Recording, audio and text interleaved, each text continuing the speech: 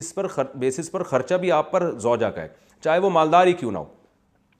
वालदैन अगर मालदार हैं तो आप पर वालदैन का खर्चा लाजिम नहीं है, लेकिन बीवी करोड़पति भी क्यों नहीं हो, फिर भी शौहर के ज़िम्मे उसका नान नफ़का है, क्योंकि वो अपना घर छोड़कर आपके घर में बाउंड हुई है इसी बेस पर कि अब नान नफ़का आपने उसका उठाना है। खर्चा जो है,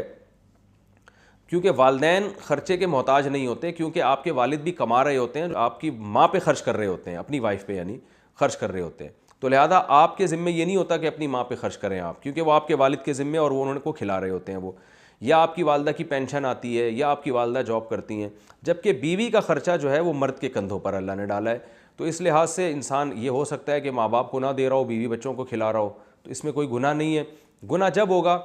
जब माँ बाप जो हैं वो उनका कमाने का कोई ज़रिया नहीं है,